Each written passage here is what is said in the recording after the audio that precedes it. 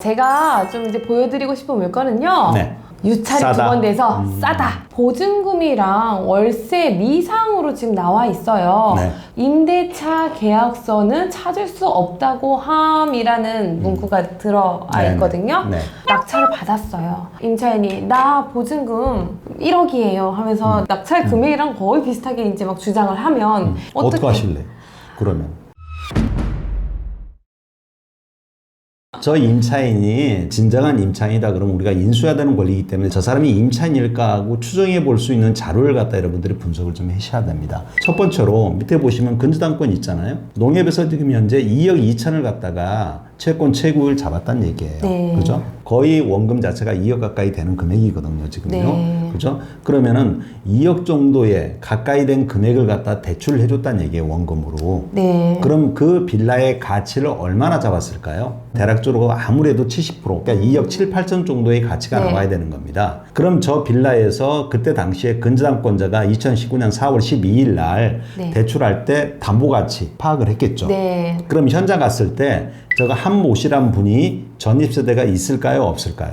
없어야지 저게 대출이 나오게. 그때는 없는 전입이 갑자기 저렇게 2019년 2월 18일 날 생길 수가 있을까요? 임차인이 있는 상황에서도 이렇게 대출이 많이 나올 수 있는 건가요? 그때 당시에 2억 7, 8천 정도 하면 제가 보기엔 시세거든요. 네. 그죠? 그러면 만약 저기에 임차인이 있으면 그렇게 나가겠습니까? 만약 임차인임에도 불구하고 정도로의 그 대출이 나간다 그러면 이건 담당자 실수겠죠. 은행에서는 2019년 4월 12일 날 대출 실행할 당시에 판단했을 때는 저기에는 한모씨라는 사람이 분명히 있었죠. 그러면 한모씨를 임차인으로 판단하진 않았다고 보는 거죠. 어떤 경우에 그럴까요?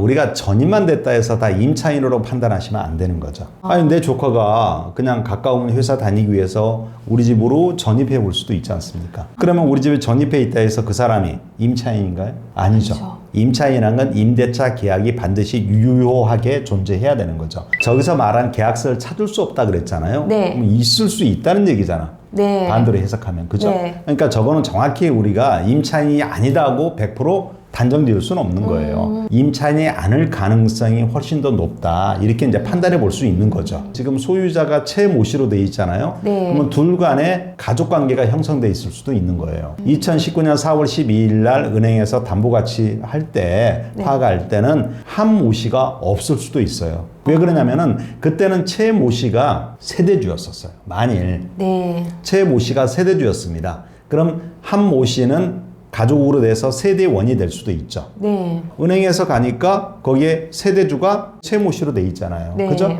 그럼 굳이 그 밑에 있는 가족까지는 은행에서 판단하지 않거든요.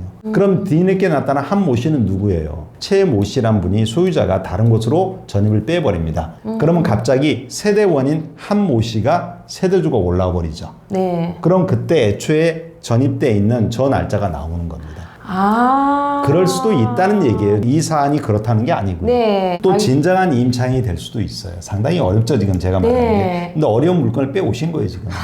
결국은 제일 좋은 방법은 현장 가시는 거예요. 네. 현장 가서 한번 띵도 눌러보시고요. 그리고 뭐 저기 그 인근행하는 중개업소 사장님을 만나셔서 잘 얘기하시면은 계약을 체결해준 뭐 이런 경우도 있을 수도 있지 않습니까? 네, 그래서 네. 그런 관계도 알아볼 수도 있고요. 그래서 이건 발품을 많이 파셔야 되는 것들입니다. 네. 여기 주의사항이라고 이제 되어 있는데요. 일단은 2020년 2월 25일 채권자 길 연기 신청서 제출이라고 빨간색으로 네네, 예. 네, 주의하라고 이렇게 나와 있습니다.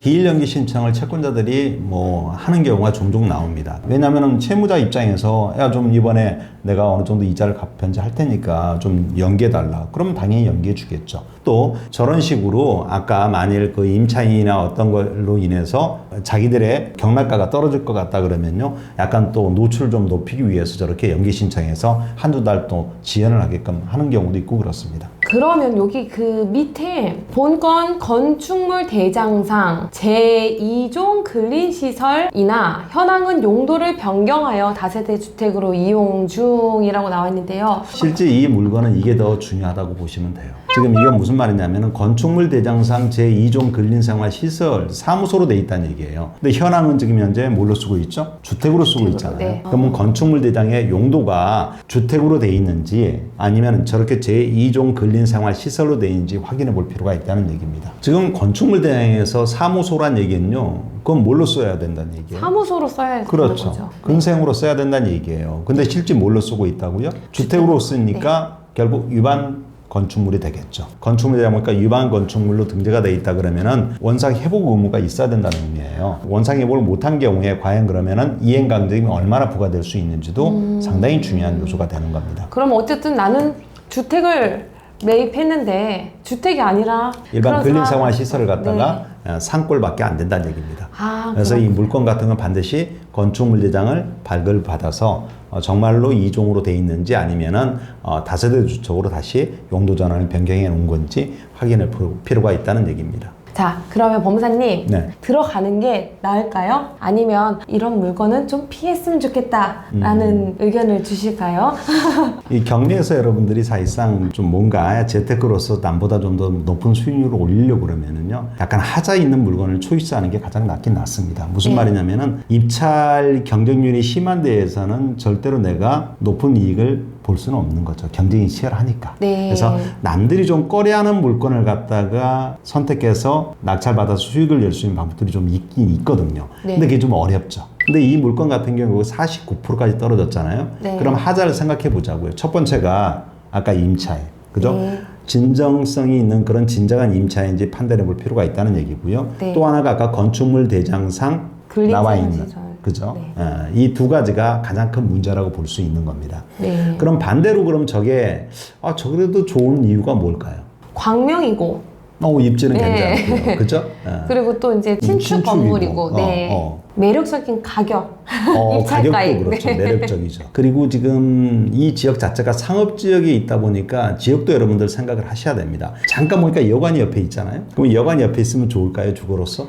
그러진 않겠죠. 네. 하지만 우측에 보면 또 저기 사진상으로 봤을 땐 또 주택이 같이 네. 뭐 오피스텔인지 아니면 일반 아파트형인지 모르겠지만 올라가 있는 상태예요. 네. 그래서 그런 여러 가지 상업시설이랑 같이 혼재해 있는 지역이라 보시면 될 것 같거든요. 네. 더군다나 아까 토지연계 확인서를 띄워보시면 저기는 재정비 촉진지구로 들어가 있는 상태란 얘기입니다. 네. 정비구역으로 지정되어 있기 때문에 현재 사업 속도라든가 진행이라든가 이런 과정에 여러분들 좀 더 세심히 살펴보셔가지고 나중에 내가 그쪽에 조합원 자격을 취득할 수 있어서 입주권까지 나올 수 있다는 네. 얘기잖아요. 길게 볼 수 있는 그런 가치 있는 물건이 될 수 있냐, 한번 이런 것들은 여러분들이 다시 한번 분석을 해봐야 될 필요성이 있다. 대신에 이제 아무래도 이렇게 떨어진 상태이기 때문에 글쎄요, 저런 여러 가지 권리 관계가 아직 정확히 분석이 안 끝난 상태이기 때문에 입찰자들은 아무래도 좀 줄어들지 않을까 하는 생각이 네. 듭니다.